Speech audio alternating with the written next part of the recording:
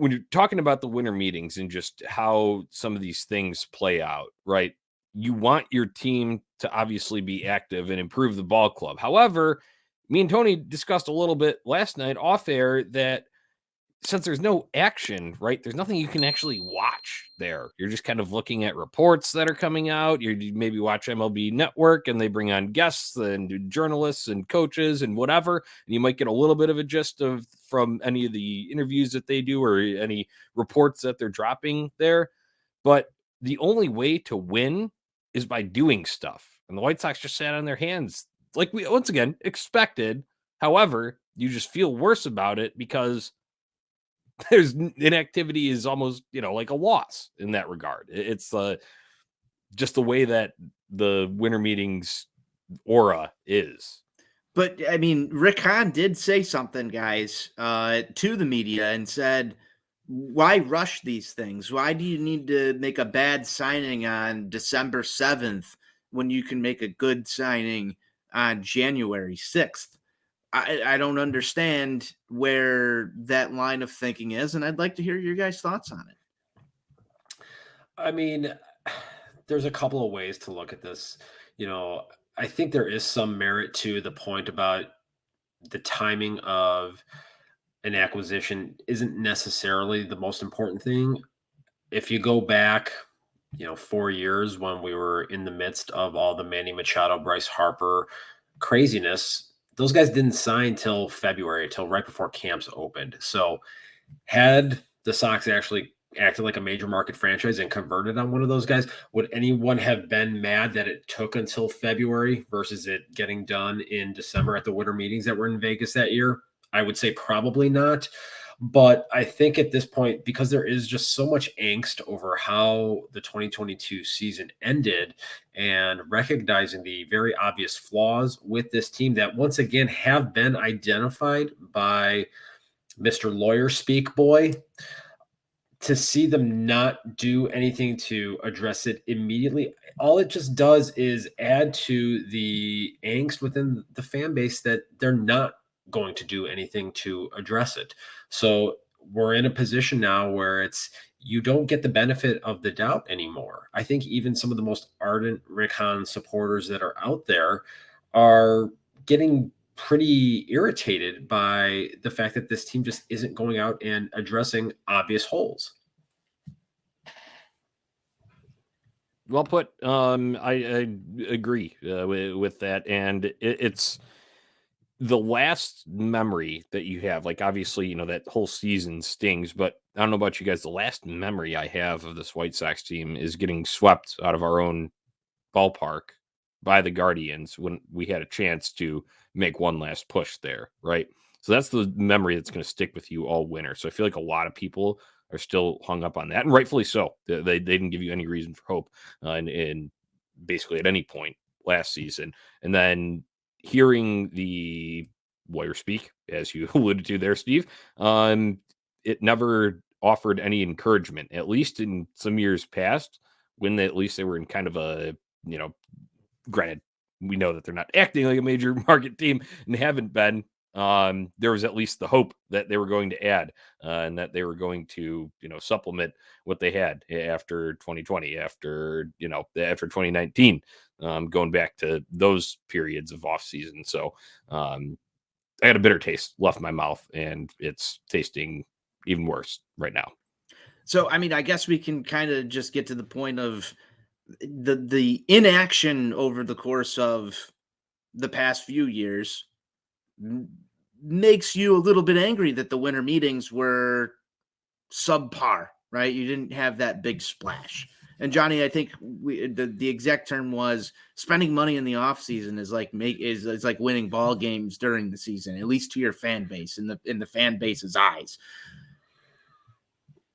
If there's still some credence to what Rick Hahn said today about, when guys sign, and maybe Steve, this comes back to more of a question just for you here, but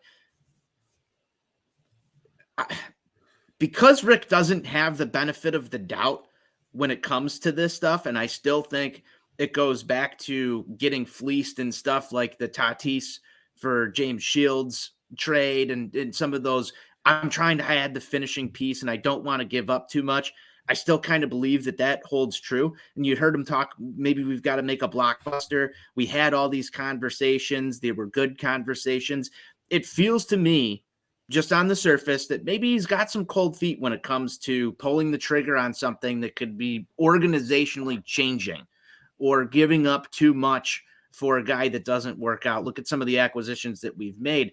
But from a fan standpoint, do you just want to see him pull the trigger on something? Like just to pull the trigger on something? Maybe he's got his hands tied, but is that what's going to spin the White Sox in a more positive light? Obviously, the Mike Clevenger signing, while some of us like it, Johnny, you and I have talked about it, we like it, but I don't think that has shifted anything in the direction of viable momentum for this White Sox organization to get that taste out of Johnny's mouth, to get that taste out of my mouth.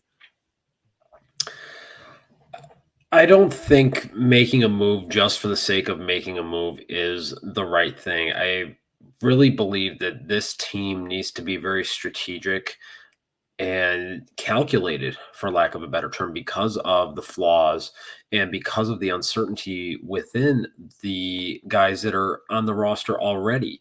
So I think, the idea that we're going to make this trade just because we got to do something, I think that that's almost compounding the situation and making it worse.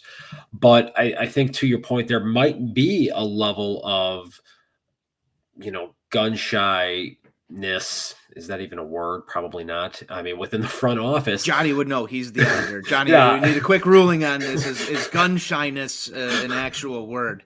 I'm gonna say no. Okay. It's not a word. Can we submit it to Merriam-Webster dictionary place? Yeah. Just you can use the definition. Rick Hahn, right there. Passivity. That's probably more the word you're looking for. Okay. That's hey, listen. That's why you're the brains of this operation here. But like I said, just to me, making a move just to make a move might almost be the worst thing that can happen right now. And I know there's a little rumor going around the Twitter streets right now that I know we're going to dig into in a little bit here. And to me, that would be the very epitome of making a move just to make a move. Yeah, and I want to follow up on that, and I think that that's a good segue sort of into it. But Steve, you're also one of the biggest proponents on Twitter, and your voice is always heard on this. You want to see the White Sox spend money, and we've heard this over the course of a few off seasons. Like the money will be spent. The memes have written themselves at this point, and so you're here talking about how they need to be calculated. And I think if you put a rational cap on, yes, there is some rational moves, but I think some of the frustration stems from you're not even at a point where you can be near a seat at the table on guys like Aaron Judge, and you hear the San Diego Padres are. You're not at a point where you're a player for Trey Turner or any of these other guys. You've got a second base hole, and the storylines could be, what shortstop are we bringing in to move TA over to second, or somebody to just change positions, because the Sox are going to be big players at the table. And so we had this discussion earlier this season about where you would be comfortable at a payroll level. So right now you're telling me that, they've got to be rational with these moves. In another sense, you've always kind of provided that thought process behind they need to be big players. So which is it at this point in time? So, okay. So we can't. You got to take into account the constraints that we know are in place surrounding Khan. I think that's where Steve's going to go with this. Exactly. In an ideal world, I want them spending $250 to $275 million on payroll. But I know that Jerry Reinsdorf still exists. He is still walking the earth. He still intends to be buried with as much of his money as humanly possible. That has not changed. And until that fact change and his reign of terror over our beloved White Sox comes to an end, we know that this team needs to be smarter with what they do with the resources that they are given. Obviously, we all can agree that being prudent with the financial capital that has been provided to this point has not been a strong suit of this current front office. Whomever is in charge of that, I still maintain that it is a collaborative effort that is going on between the three-headed monster that is Jerry Reinsdorf, Ken Williams, and Rick Hahn. But at the end of the day, they have to be smarter because we know that this owner isn't going to allow them to even approach the luxury tax. I mean, they're like $30 million below So the with first luxury that tax said, then threshold. are you guys pissed off with specifically? I guess are you pissed off that Rick Hahn didn't get anything done? Should Sox fans be pissed off that they didn't get anything done, or should we sit there and say, okay, maybe Rick went in there, had conversations, and level set where he's at, and give him the benefit of the doubt that he still has work to do? Only Rick Hahn knows exactly where the number lies, I think. So when you go and see some misallocation last offseason in terms of bullpen arms brought in, you want that to be smart this year. At least that's where I sit in terms of actually getting guys that will fill holes legitimately and not beefing up just one area of the roster in hopes that it'll be a major strength. Obviously, you want to position yourself as best as you can, but we also know that since he's working under said constraints, that he needs to be smart with the way that he goes and spreads that around. So, and then again, he could make the best signings on paper. He could make the best trades on paper, but it won't mean squat until those guys produce.